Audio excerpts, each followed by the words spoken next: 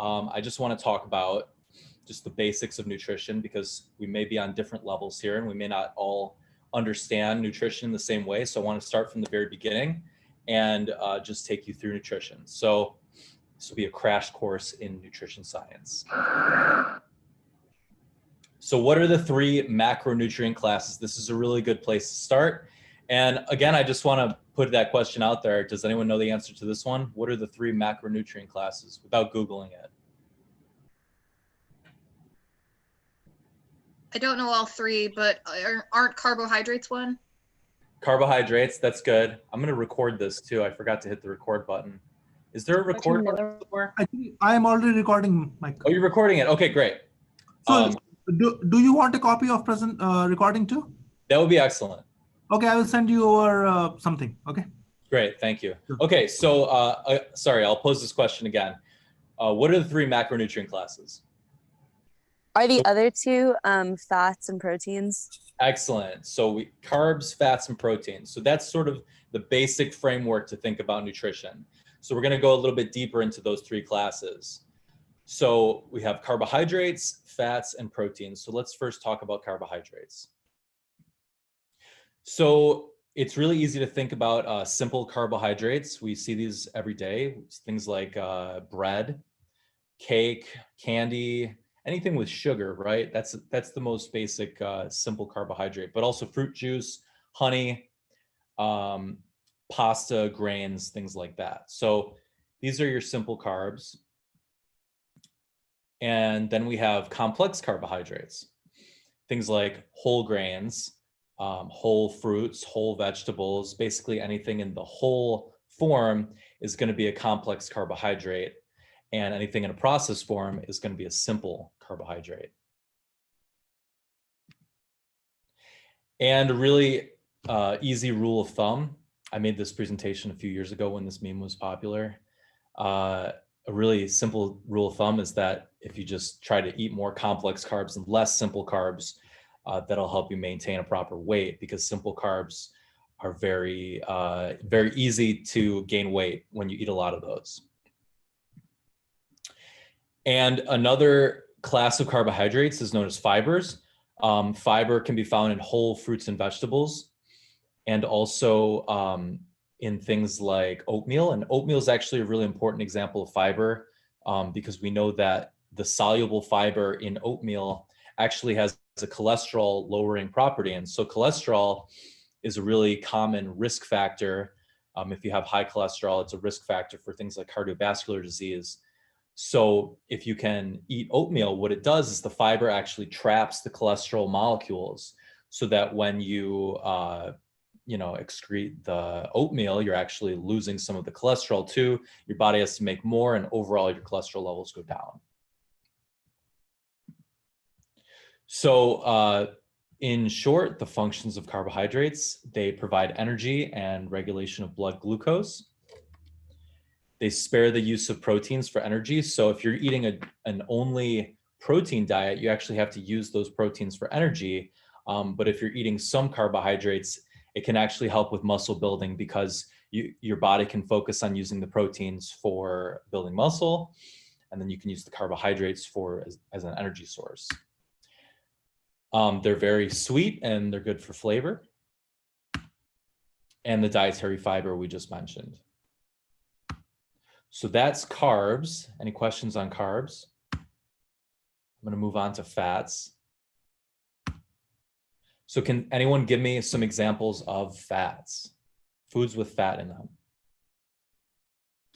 Nut butters. Okay, great example, nut butter.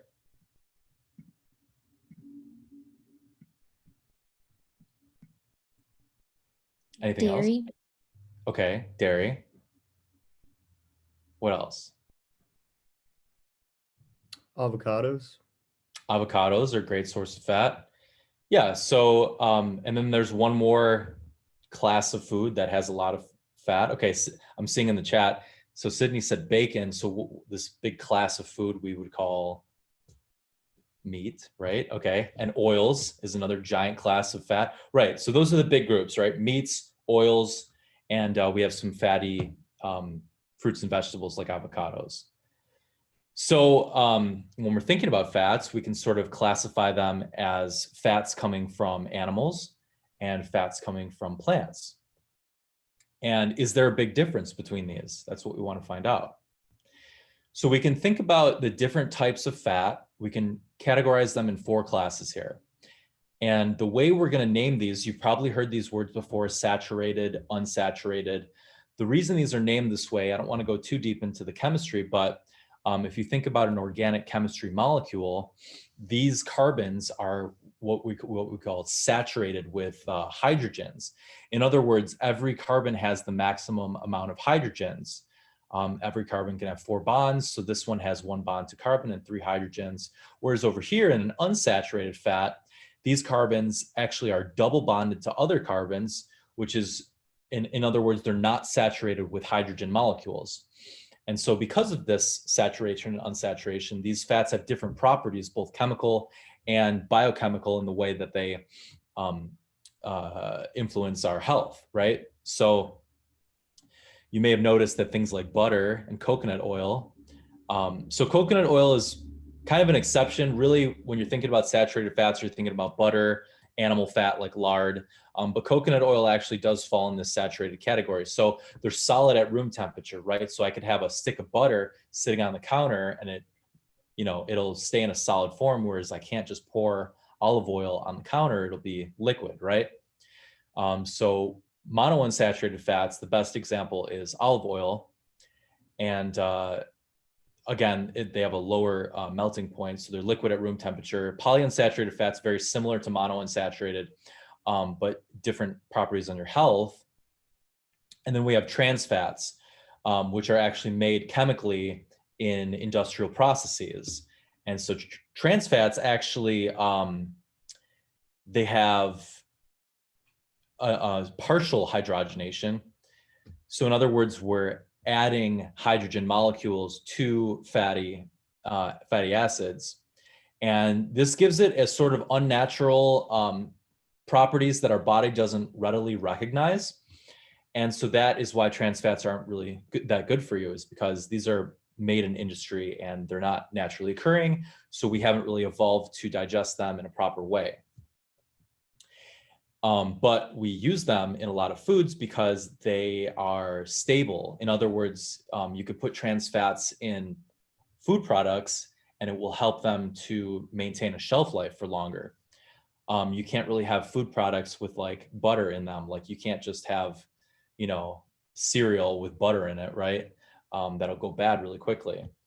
So trans fats have a really stable shelf life, and that's why they're used. So I don't want to get into too deep of a discussion about saturated versus unsaturated fats, but it's very easy to say that trans fats are bad for you and should be avoided. So some examples of trans fats foods, we have like breakfast pastries, like, Little Debbie's, cinnamon buns, stuff like that. Things like prepackaged desserts, jerky, crackers, basically anything that's sitting on the shelf in the grocery store for years and years is a good example of trans fats. And then also fried food can develop trans fats while being fried, but not quite as badly as these other products. So yeah, I would say avoid these if you can. And this is just a comic about avocados. So what do fats do? Well, they're a concentrated source of energy. In terms of caloric content, 1 gram of fats has about double the energy of carbohydrates and proteins. They provide energy, especially if you're a person who's starving. Your body is going to start consuming your fat stores, and that's going to keep you alive. And there's also certain vitamins like vitamin A, D, E, and K, which are only fat soluble. And so you need fat in your body to transport these fat soluble vitamins. And fats are also crucial for the formation of cholesterol, which, although has a bad reputation, is actually necessary for cell membranes. And also steroidal hormones, things like testosterone, estrogen, and what's the one when you get excited? Dopamine. Dopamine, yeah. I can't think of the name of it. Anyway, Temperature insulation. So, you can think of a big fat bear can survive all winter because he's very fat. And they make food taste better, as you may have noticed. So that's fats.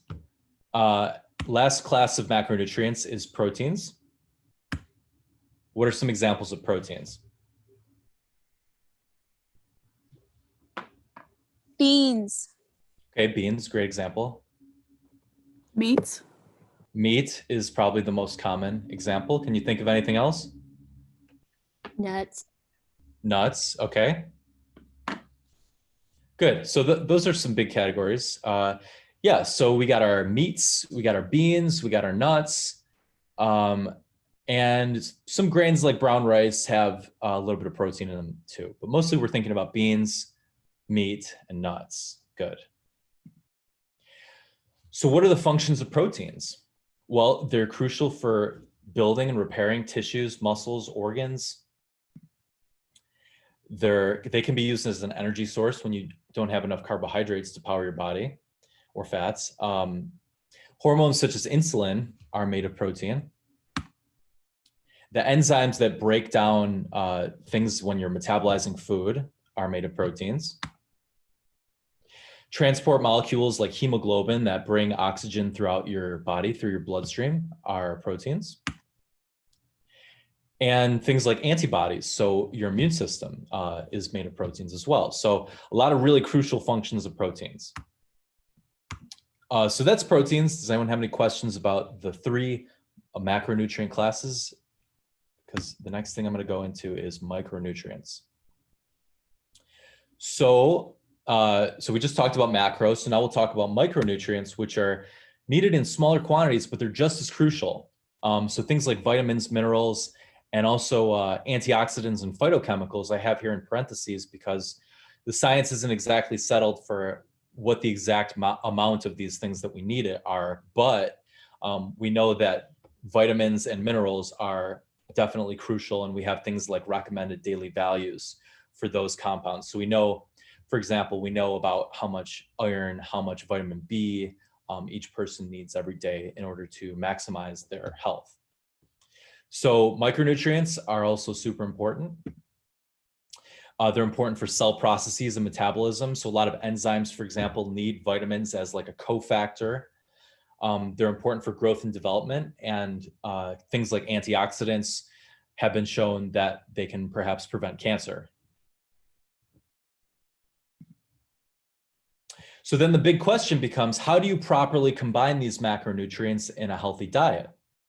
Should I eat only carbs? Should I eat only protein? Should I eat some sort of mix?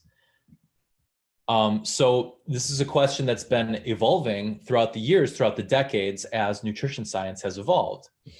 And we used to have this paradigm called the food pyramid, where basically, okay, the things you eat the most of are bread, cereal, rice, and pasta. And then you can eat, 3-ish servings of fruits and vegetables, and a little bit less protein and dairy. And then up here is like fat and sweets, like added fats and sweets. So this is the old paradigm. And from what we know now, we can say that this is completely wrong. They were recommending people eat something like 11 servings of pasta. I mean, knowing what we know now, this is almost mind-blowing to think that this was the official recommendation for people. And we wonder why we have an obesity epidemic in this country. Well, this is definitely part of the reason. So in 2005, this paradigm was upgraded to something called My Pyramid. And My Pyramid stuck around for a little while. You can see that the ratios of these are sort of demonstrated by the area of this pyramid. But what are some things you notice about My Pyramid? And maybe I just have a personal, but eventually they replaced this. And so there's some obvious problems with this. So it should be obvious what the problems are. Maybe some of you see it. It doesn't tell you how much of each. Right, that's the main problem. It's super hard to realize, okay, like, should I get my ruler out and try to figure out like, okay, this is like 3/5 of the, whatever. it's very unclear what the quantities of these compounds are, right? So they got rid of that too. Currently, they're using something called MyPlate, which is not perfect, but in terms of comparing it against the food pyramid and my pyramid, it's way better. So one thing you could see right off the bat is that MyPlate is really easy to interpret, right? You can just look at this and say, okay, half my plate should be fruits and vegetables, quarter protein, quarter grains, optional dairy, right? Super simple. Grains have been cut back to their rightful place as a quarter of a plate.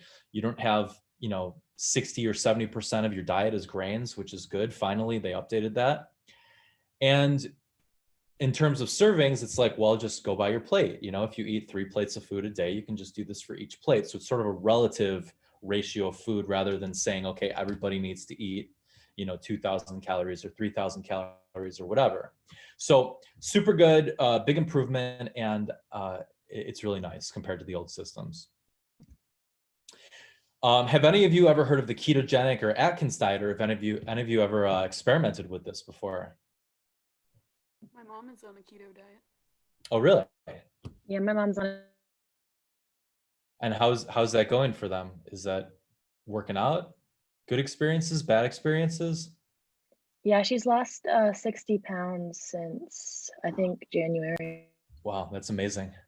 Yeah, my mom lost a lot of weight, but also when she stopped doing it, she kind of quickly gained it back. Yeah, that's a problem. With many diets, that's a big problem.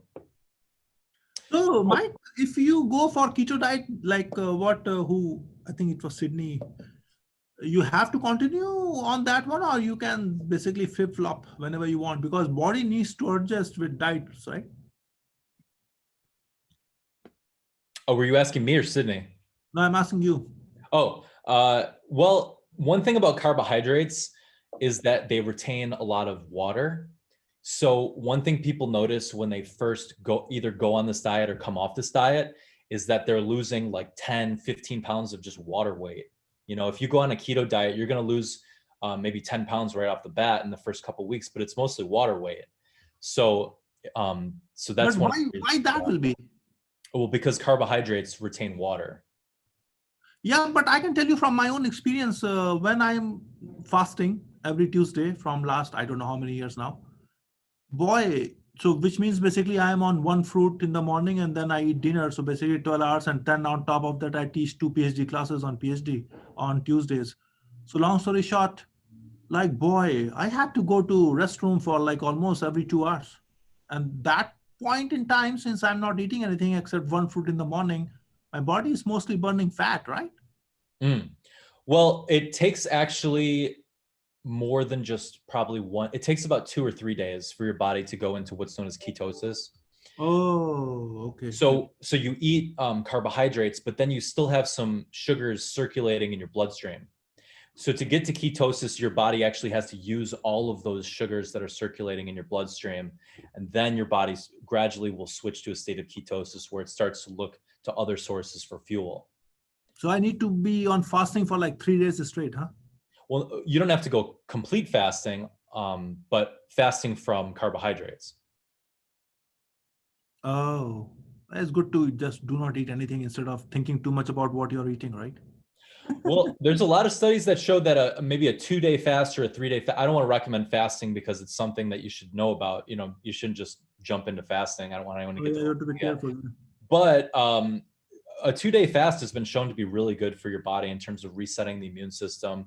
It's good for a lot of autoimmune conditions. My friend cured his psoriasis by just doing some 2-day fasting every so often, maybe once a season. He would do a 2-day fast, and his skin condition just totally got perfect. I can tell you based on my own experience with fasting. So I used to do it, and then I left it in between for like 3-4 months. And so somehow I started feeling that basically my brain power has gone down once I have left fasting, and I'm pretty active on brain size, and and my physical power, mental power is really up to the mark if I actually do fasting on Tuesdays. So that is why I started doing it back. Because that helps actually overall in terms of mental and physical. But Yeah. that is my personal experience. I don't know about others. Yeah. Has anyone ever had experience with that? Well, let's talk about the keto diet, since I think a lot of people were interested in this. So in terms of macronutrient distribution, so normal Western diet is about 50% carbs, about 15% protein, and about 30% fat. So when you're going on a keto diet, the main part of it is that you're reducing your carbohydrate intake to about 5 to 10% of your caloric intake. And that's going to allow your body, as I just described, to go into a state of ketosis, where it's primarily relying on fat as a source of energy. And so what this does is it allows your body to start tapping into your own fat stores and start to burn those as energy. Whereas if you have carbohydrates circulating in your bloodstream, it will not. It will first, if you eat a cookie, your body's going to use that cookie for energy before it starts to actually start burning your, stomach fat or whatever, right? So that's the gist of it. There's a lot of good data coming out recently that says, and a lot of good anecdotal data as well, saying that it can be really useful for losing weight. I think it works for a lot of people. I wouldn't make the blanket claim that it works for everybody, but it's definitely worth trying.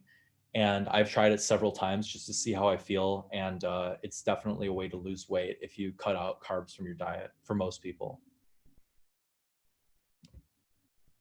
Great. So that's the crash course in nutrition. So does anyone have any comments or questions about that before I go into the second part of the lecture?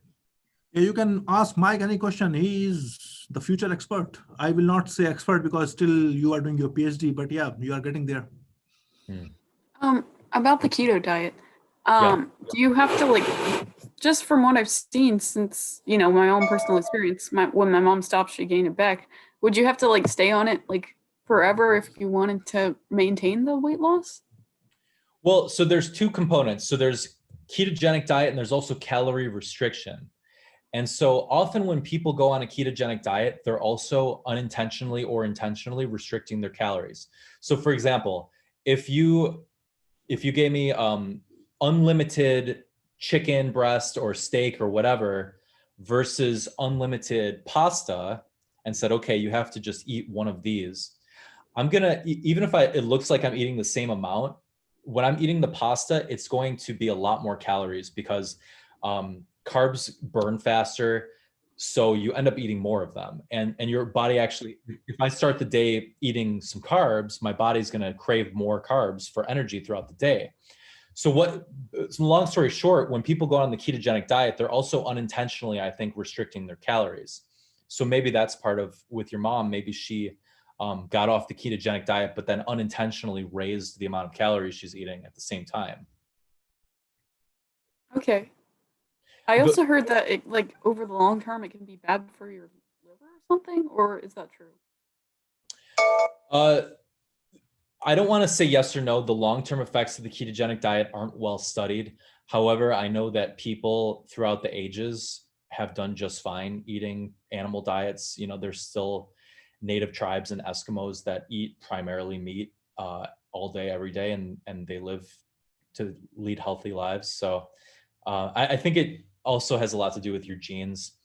If you come from a ancestry that ate a primarily meat-heavy diet, that could help you adapt to that sort of ketogenic diet as well. No, I think I also told you, Mike, last year also, if I remember it right, so many things between there and today. I have seen those people from India. In India, as you know, most of the people are vegetarian who come to this country and start eating beef and whatnot. They develop cancer right away. Yeah, that's actually, so not with cancer, but it's the subject of my PI has done a study about Indian people, because Indian is a really good example of an ancestry that has traditionally ate a vegetarian diet. So when you do that, you actually evolve, the people will evolve in such a way that their metabolism of meat is suboptimal, right? Compared to a culture that eats tons of meat, where they're really used to eating it. Because what happens, I mean, if you think about it, 1,000 years ago, if you have a group of people that everybody eats a lot of meat, those people who couldn't eat a lot of meat, they all died.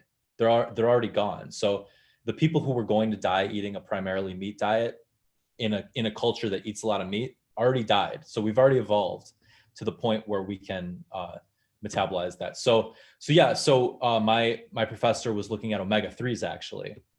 And so omega-3 is, if you're not eating a lot of meat, you have to synthesize them more. And so people from India actually have a better ability to synthesize omega-3s because they don't get as many of them in their diets. Whereas people who eat primarily meat diet actually lose the ability to synthesize them. So that's going really deep in a tangent. But yeah, it's super interesting stuff. I'll be happy to talk more about that later. Any other questions about this before I move on? Cool. So let's talk about sustainable nutrition. I know you all are interested in the environment and you want to hear, well, how does this relate to me? Why should I care, right? So the Food and Agriculture Organization of the UN puts out this statement. When I see a big paragraph like this, my eyes sort of glaze over. So what I did was I split it up into bullet points for you guys. So what does the UN say about sustainable nutrition?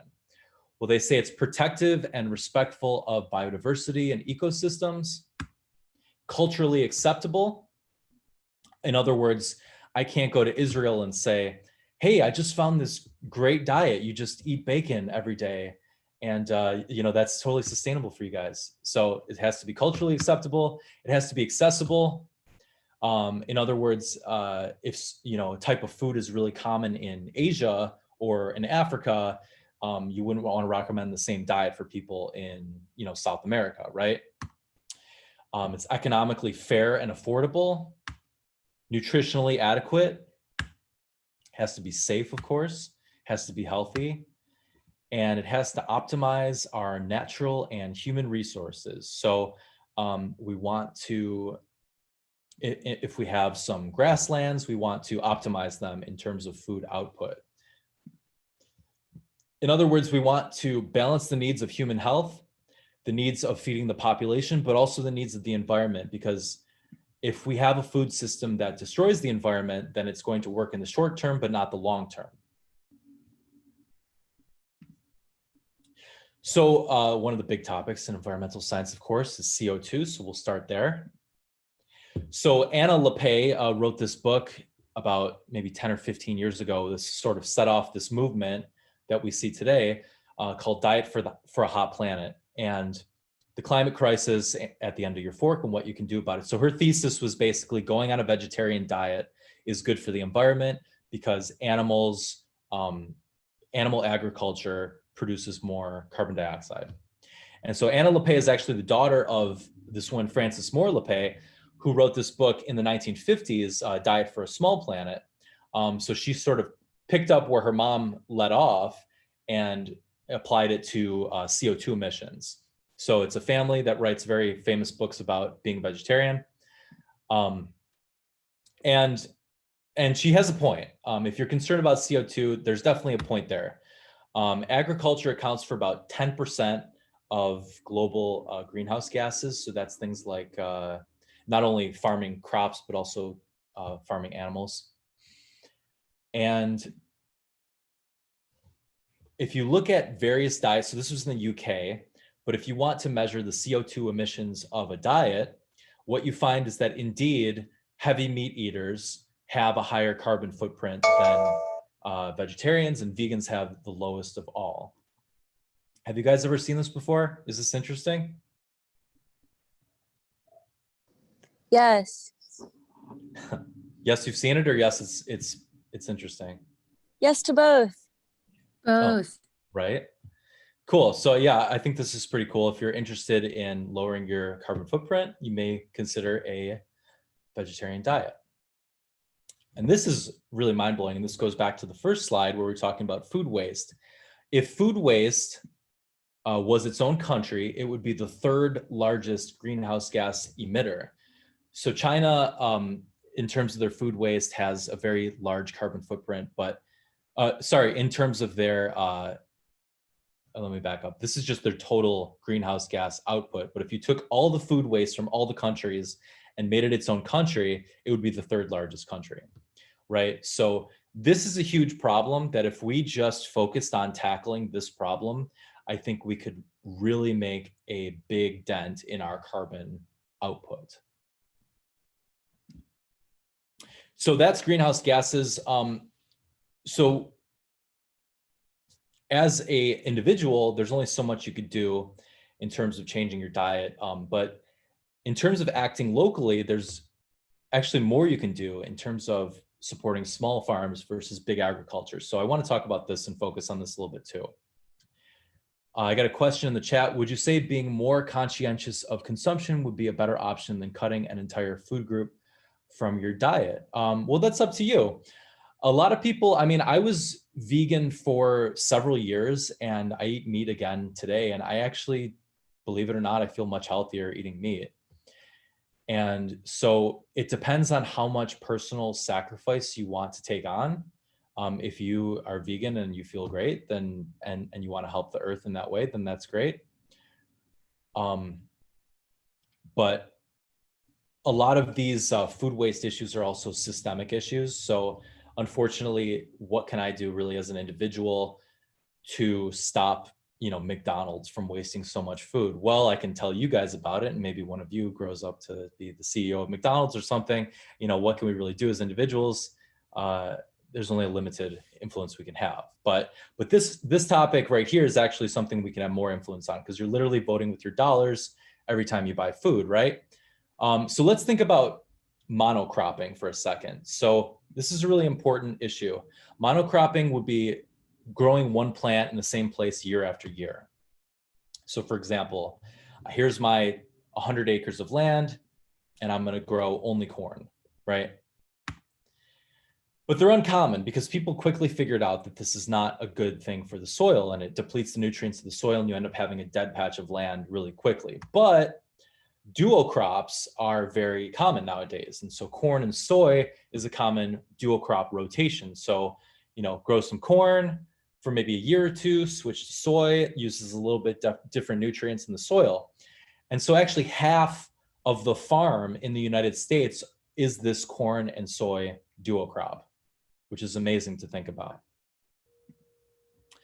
I took this from a book. This is actually a picture I took. I couldn't find this online, but this is a really interesting book about sustainability and about monocrops and duocrops called Never Out of Season. And it's if you look at the proportion of calories that people eat from different crops, what you find is that there's about 15 or so species that makes up about 90% of what we eat, with rice being about a quarter, wheat being about a quarter. And then all the other 7,000 species of crops makes up only about 10 to 15% of our dietary intake. So why does this matter? Does anyone know why this matters? This is working, right? If it's not broke, don't fix it. Why should I care? Any ideas? What if I give you a hint? Now, does anyone know why this matters? Any ideas? Well, say there was some kind of famine that came and killed all the wheat crop for a year. Well, that's a quarter of what people subsist on. So there's going to be, it's sad to say, but there's going to be a massive die-off. Exactly right. Excellent point, Tucker. So that's exactly the point, is that if you're focused on only a small handful of species, this species is susceptible to a disease. So we had this happen about 100 years ago in Ireland. It was called the Irish potato famine. And what happened in the year 1850 is about maybe 2 or 3 million people died in the span of about 10 to 20 years, because what had happened is the Irish took potatoes from Central America and brought them to Ireland, and they realized, oh, here's a great crop. It can satisfy all my nutritional needs. It tastes good. I can use it versatilely, and it grows really easily in the rocky Irish soil. But the problem is that the ecosystem of Ireland is not set up in a way to fend off the natural predators of the potatoes. So when a parasite comes in, there's no checks and balances. So it just totally obliterates all the potatoes. So that's what happened. And that's why monocropping and duocropping is such a problem, is because if we're so reliant on just a few handful of species, if some kind of pest or bacteria or virus or whatever comes in, then it can quickly kill off those plants, and that would lead to killing off a lot of people. And this actually happened in Central America about 100 years ago. If you ever eat artificial banana flavor, have you noticed that it doesn't taste how bananas taste? The reason that is because this artificial banana flavor is modeled from these what are known as Gros Michel bananas, which actually existed, I think it was about maybe 1950, I want to say, maybe a little bit earlier than that. And then a disease called Panama disease came in and basically killed the entire strain of these bananas. So now we have a different type of bananas that we eat today, and they taste a little bit different. So that's why the artificial flavoring, they taste like these bananas that we don't have anymore. So I can see banana quality going down. Is there any disease going on in bananas? Currently? Yeah. I don't know. Something is wrong for sure, because I eat banana quite a bit actually. Everybody in my family loves banana, but quality of banana is basically, yeah, something is wrong for sure. It could be too, they're just trying to like maximize output, and that leads to reduction of qualities. Oops.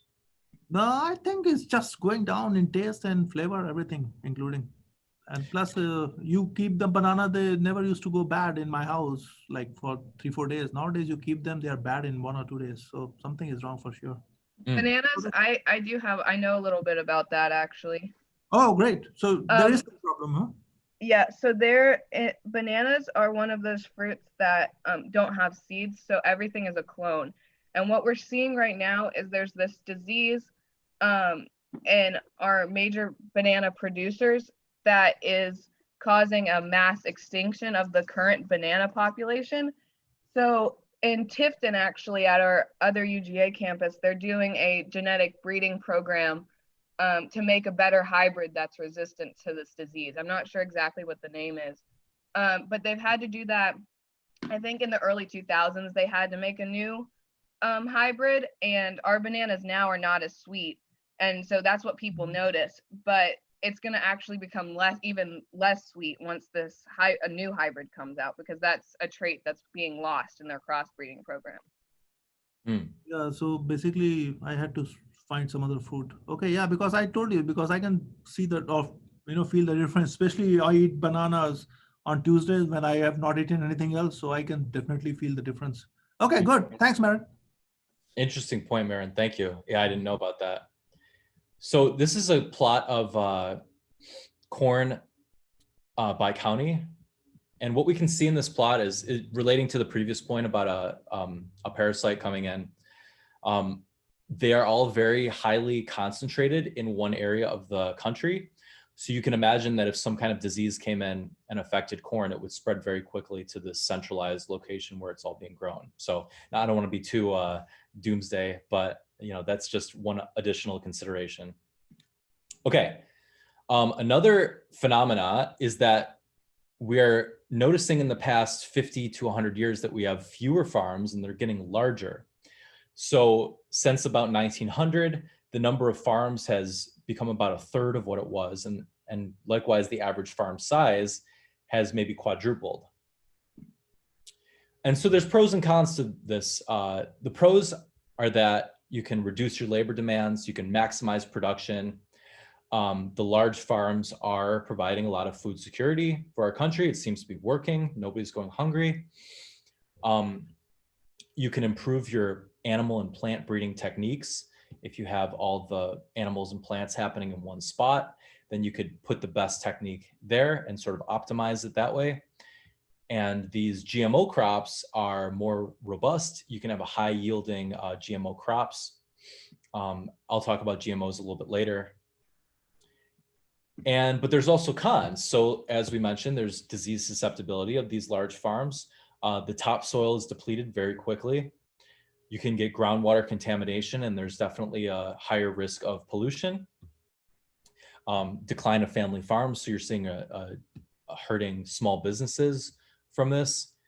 And there's also the greater potential of neglect in terms of farm laborers and also farm animals when you have larger farms.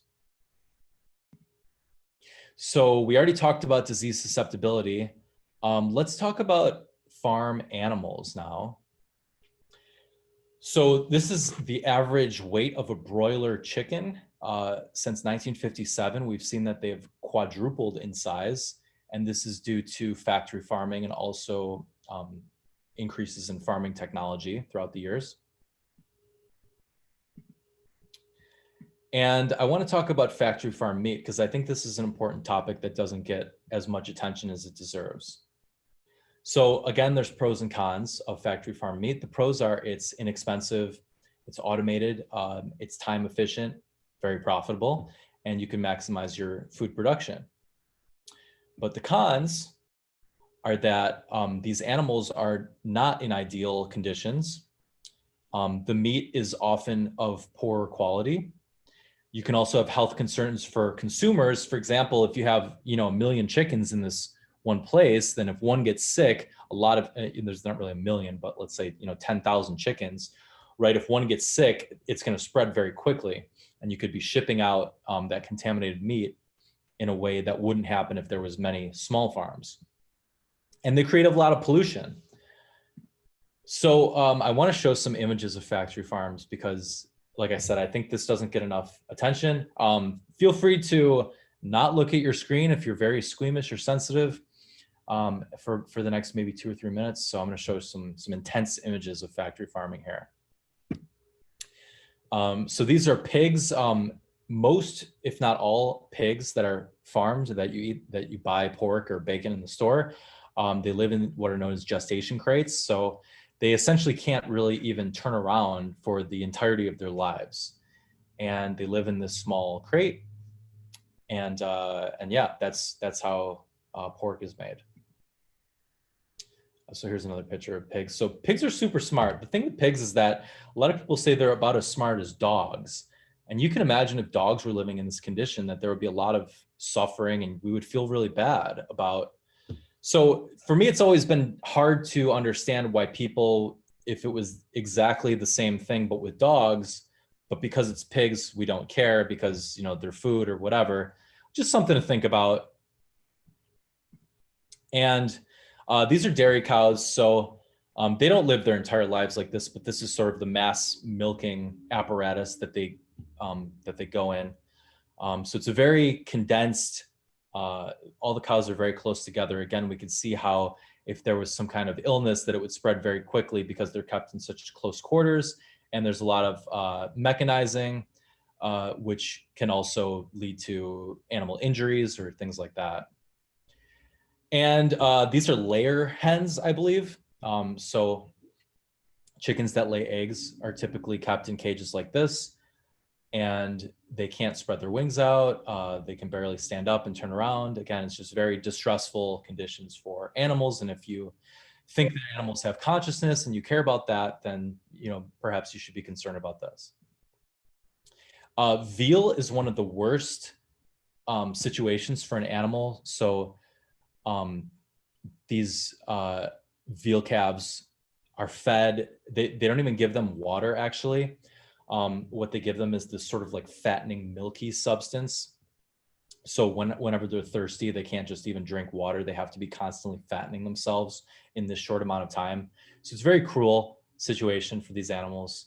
And then the less they move, the better quality the veal meat is. And this is a foie gras duck. So these ducks are force fed in order to fatten and enlarge their livers. And this is considered a French delicacy, this foie gras. And so this is how it happens. So hey, you should know where your food comes from. You should know what you're eating.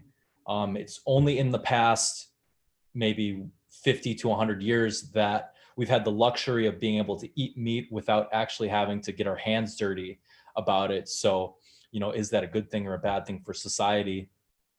I don't know, if you ever go hunting or go fishing yourself, you can definitely feel that there's a difference there than just going to Kroger and picking up a case of food, right? So it doesn't have to be this way. This guy is Joel Salatin, and you may call him one of the main characters of this really famous book about nutrition called The Omnivore's Dilemma by Michael Pollan. Great read. Michael Pollan is a great author on nutrition topics. I'll talk about another one of his books in a minute. And Joel Salatin was actually on the Joe Rogan Experience maybe 3 or 4 months ago. So in the time that I've been giving this lecture, this guy has gotten more famous, which is really heartening. And so he runs this place called Polyface Farms, and it's a really simple idea.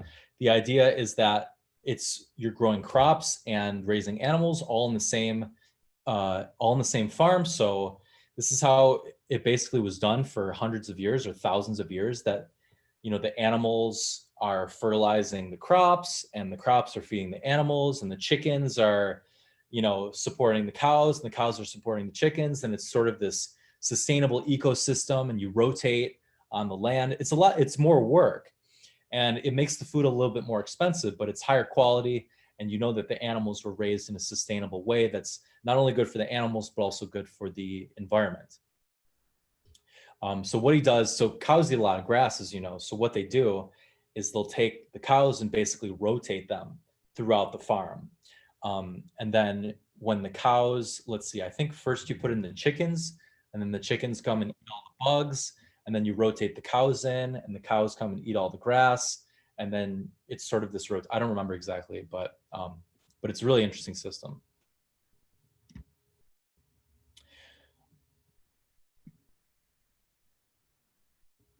Okay, someone says the milk carousel is not inhumane. I did not say it was inhumane. What I said was keeping the animals in close quarters increases the spread of the susceptibility of disease spreading. I agree that the milk carousel is not inhumane, but some of these other pictures that we saw, for example, the gestation crates for pig, I would argue are, you can make an argument that they're inhumane. So yeah, good point, Marin. So I want to talk about GMOs. I didn't do a ton of GMO research, but they also have pros and cons. So pros, you can make crops that are pest resistant, disease resistant. Yeah.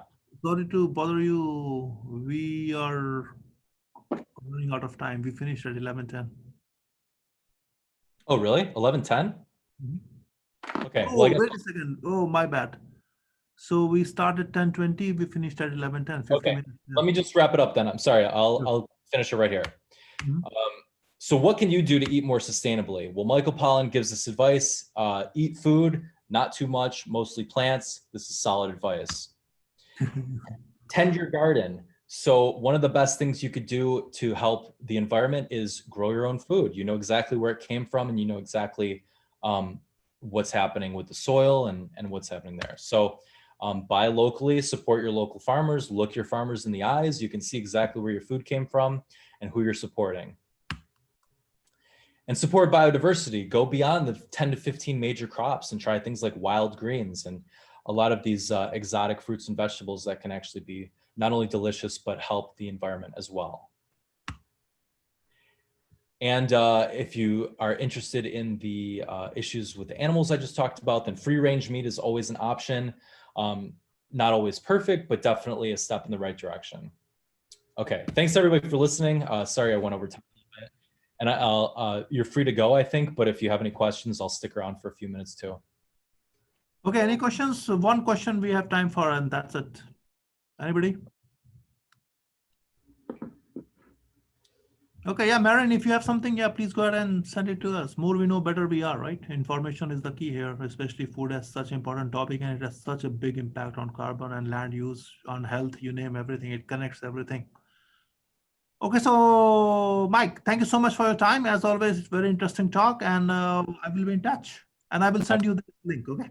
Thank you very much. Thanks everybody for listening. Okay, bye. Take care. Take care. Thank you so much. Thank you. Thanks.